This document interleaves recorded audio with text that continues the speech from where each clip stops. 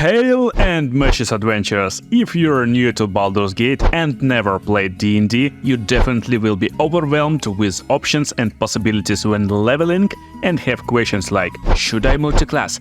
Is it a good idea? Today I will explain everything you need to know on this topic and make it easy as possible, so you can instantly go and enjoy epic world of Baldur's Gate 3, and even make smart choices by yourself when you want to build multiclass character. First of all, when can we multiclass? Whenever we like, after gaining level. So even from level 1 you can get different specialization. And by the way, even if you know how multiclass work in Dungeons & Dragons, there is some differences in Baldur's Gate 3. First of all, there is no prerequisites, so to pick a class you can pick whatever you like.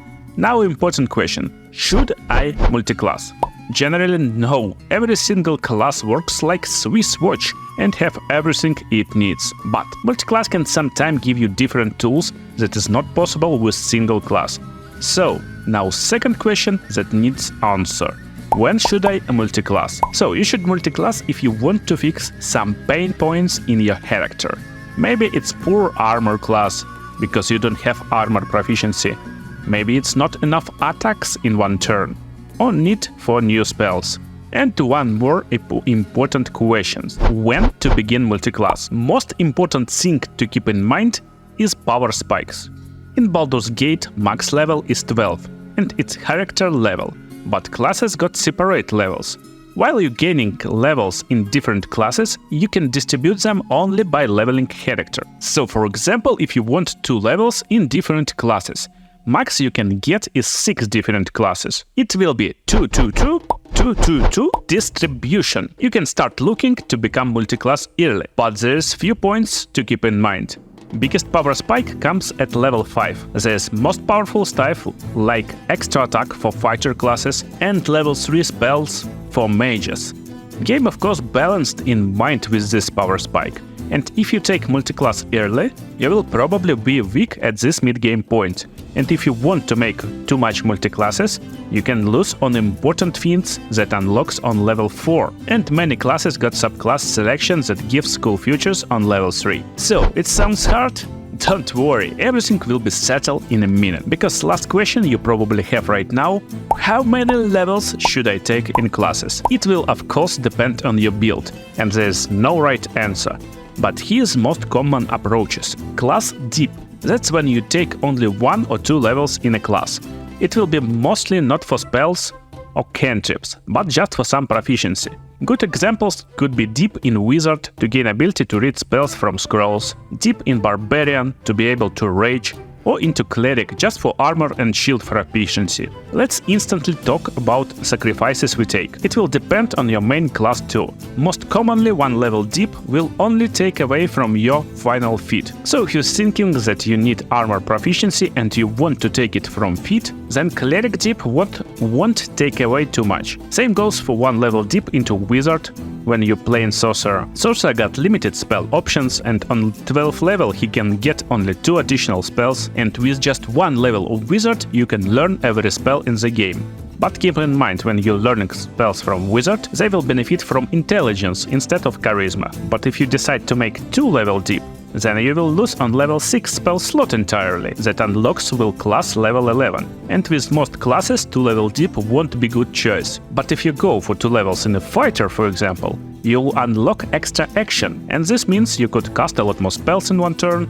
This can be great option for controlled mages like Sport Druid or Valor Bard, because you can make setup spells like Spike Growth and then push enemies on them with another spell in one turn. So deep in my option is one of the most easy but powerful ways to enhance your main class. But doing this early most of the time will have no sense.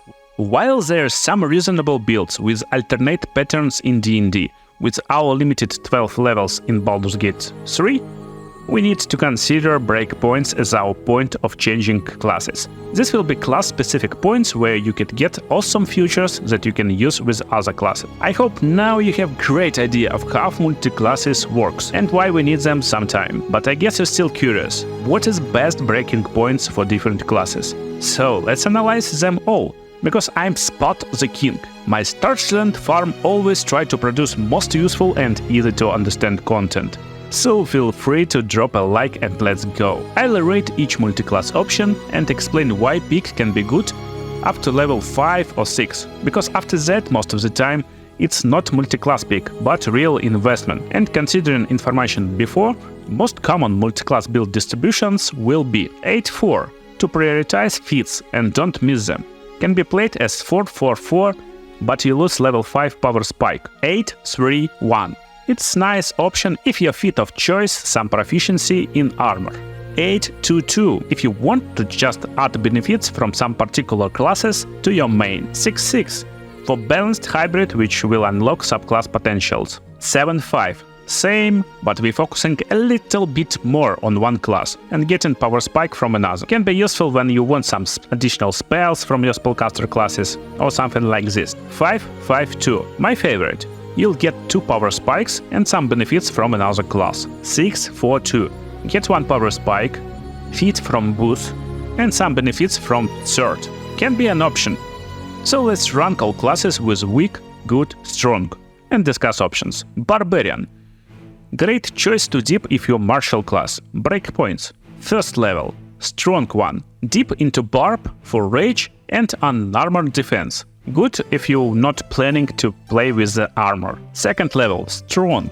Reckless attack and danger senses. Reckless attack is awesome in giving you advantage on next attack, but keep in mind you will be squishier because enemies will have advantage against you. Danger senses is nice pick for rogue to combine with their high dex. Level 3 we get subclasses. Wild magic is nice for fun, berserker to increase rage power, wild heart can be used depending on what you want to be. Some abilities like eagle can be nice for shadow monk. Level 4 we get feats. Most of the time you'll get this 4th level just for them. And level 5 is strong, extra attack. Nice for every multiclass when you going deep into Barbarian. Afterwards breakpoints don't matter too much, because they will unlock only your subclass capabilities. Bard, strong. Good pick for any charismatic character. Bard will unlock a lot of features and spells even without going too deep, and enhance your role-playing potential. For non-charismatic guys it's a good pick with skill proficiencies and class features that use bonus action and can be used outside of the combat, so it won't mess you up too much. First level will get you spells and bardic inspiration, and light armor proficiency, which is nice pick for Sorcerer for example. Bardic inspiration is good party buff for starting fight inspired or be prepared for situations in advance. Spells is not incredible, but some nice healing and supportive stuff. On second level, Jack of all trades unlocks and Song of Rest. Song will rest your party, great for warlocks and monks, and just general healing. And Jack of all trades gives lots of proficiencies when you are not proficient in some stuff. And if you started as not bard with low proficiency race and class, it will be very beneficial level. Third level, subclass. Fourth level, you get feats, so nothing special here. On 5th level, you get bardic inspiration with more stronger dice, D8. If you use an inspiration a lot and count on it, in my opinion most useful for high initiative parties with monk, gloomstalker characters, then you'll be happy to get even more strong dice for it, and regain this after short rest. On level 6 you get counter charm, very situational stuff, and I don't advise to go too deeply over here. For subclasses, lore is not bad. So level 3 you will get cutting words, it's useful stuff, and most importantly more skill proficiencies. On 6th level, magic secrets, but why get in level 6 in Bard to get access to other class spells when we can get 1 level in Wizard for example, or just go to other classes. Swords Bard is a bad one in my opinion. On level 3 you get some flourishes and that's kinda nice, but nothing too crazy. Level 6 gives you extra attack, and that's 1 level later than other martial classes, so it's not cool. Valor is mix of swords and lore, so not good after level 5 too. For Cleric, I would call him like a good option for subclasses. While it's a great class to deep, to get heavy armor proficiency and nice spells, like Healing Word or Bless, Cleric's got some levels that is not useful at all. So it's not too OP class to invest a lot. Level 1 is great options of spells and proficiencies. Second level give you ability to turn undead and can be useful for undead encounters. Nice, but still situational. Level 4 will get you feats. and level 6 will give you new channel divinities by subclasses. There are many clerics, I will go over few options, but that doesn't mean others are not viable. Life Domain on first level gets you a lot more healing, great pick if you're already a healer.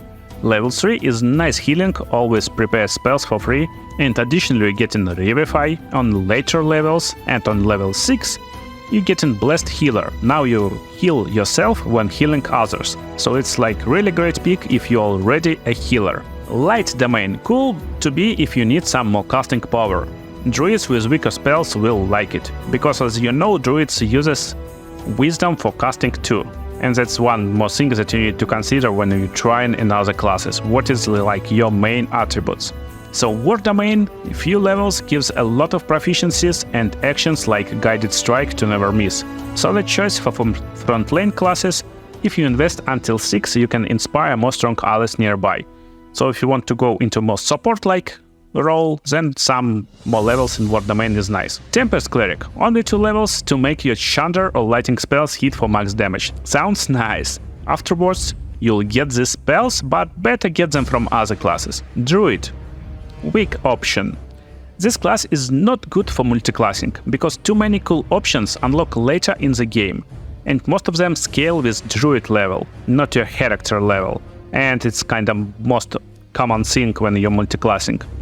So I would consider Druid always a main class, and if you don't want to get late game stuff, then dip a little bit to other classes, like one class dip into Monk for an armored defense with Wisdom. You can consider maybe Sport Druid with 2 levels for that 1d6 bonus damage. But it will stay only while you got bonus HP, and they won't scale. That's why Druid is kinda really weak stuff for multiclassing. Fighter, good. While early levels I could say insane or even broken, Fighter overall pretty balanced pick for multiclassing. First level unlocks your fighting style and can add damage, and second wind for self-sustain. But here we get one more tip. Don't forget that some classes don't have all proficiency if multiclassed. For example, if you plan to wear heavy armor, you only get it if your first level is Fighter. So that's one more thing to consider. Starting proficiencies is really matter. Maybe sacrifice level 5's power spike to get benefit from that heavy armor if you plan to do so. Second level is great level for action surge. Gives you additional action 1 time per rest. Great tool to have not only for martial classes for additional attack, but for spellcasters too. It's action, so you can cast spells with it. And as I told you, you can make strong setups or just throw 2 fireballs, yeah. So level 3 will get you subclasses, level 4 feats, level 5 extra attack, so everything nice and basic. And level 6 is interesting level, because as fighter you get bonus feats, and that's the point.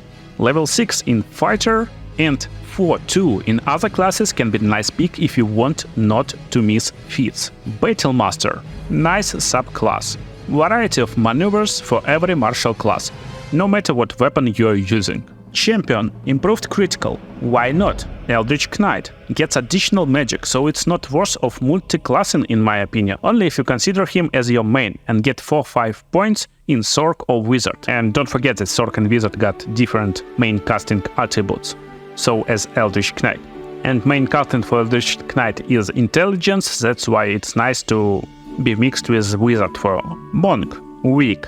While abilities and feats can be cool, Monk is class that require very specific ability distribution. Considering we're limited by level 12, I would not take much points in Monk. First level, nice deep for an armored defense. If you want to play some rogue with Mother Earth armor and decide that you need some wisdom for some reason, maybe for perception, for example, most of the time you can take it on clerics, druids, rangers to replace armor at some point. Other levels is vary, but mostly mediocre. Level 5 is good if you need this extra attack.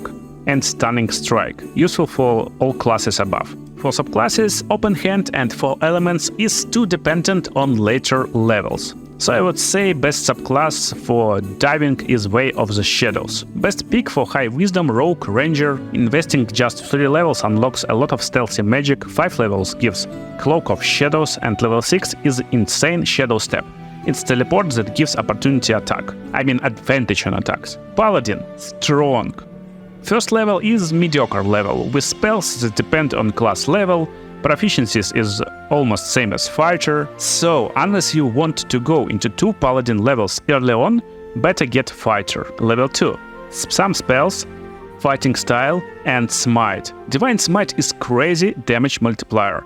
So just few levels into Paladin can give you not only fighting style, but also awesome melee damage out. It uses spell slots, but if you plan to start as 2nd level Paladin and then switch into Sorcerer or Warlock, it can turn your character into melee melting machine with the power of Warlock spell slots, or just how much spell slots Sorcerer gets. Level 3, 4, 5. As always, level 6. Aura of Protection. It's nice buff for saving throws, maybe even best buff in the game.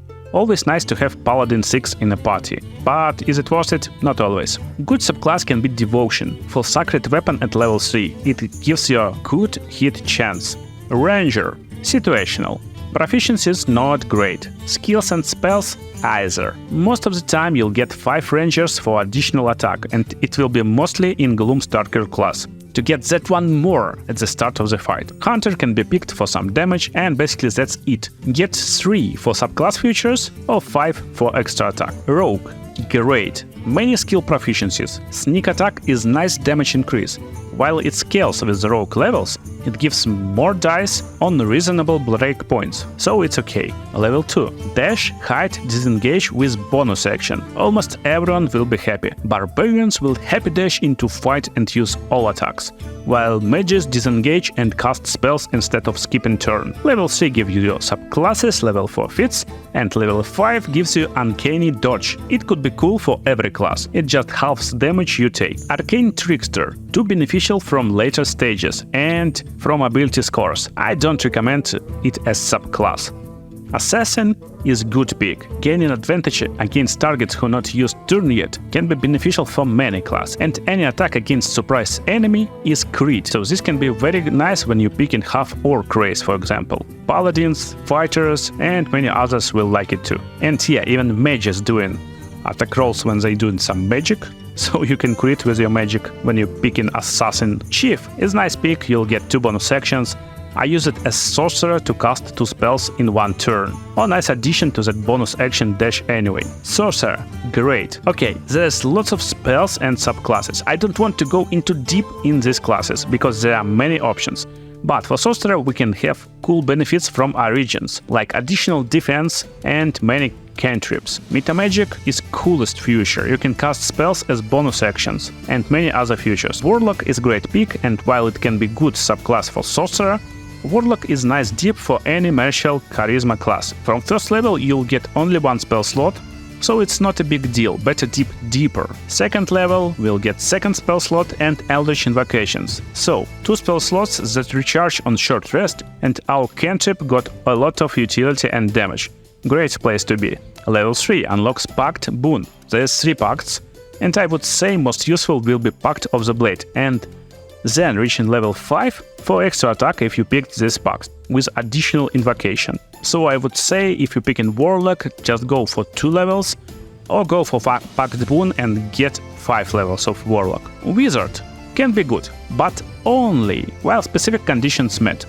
Wizard is nice deep just to be able to learn every spell you'll find, but don't forget it will use intelligence as main casting attribute. So every class that needs some spell casting and uses intelligence can benefit from this wizard dip.